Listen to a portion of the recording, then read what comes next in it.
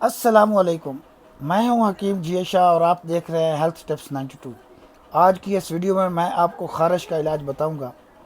गंधक आंवला सार 100 ग्राम लेना है। राई, अजवाइन और बाबची 50-50 ग्राम लेकर इनको ग्राइंड करें, सफूफ बना लें। छोटी आधी चम्मच सुबह दोपहर शाम कबल अज़ ग़िज़ा इस्तेमाल करें। इंशाअल्लाह ताला फ़ज़ल खुदा अंतहाई मुसफ़्फ़ा खून है।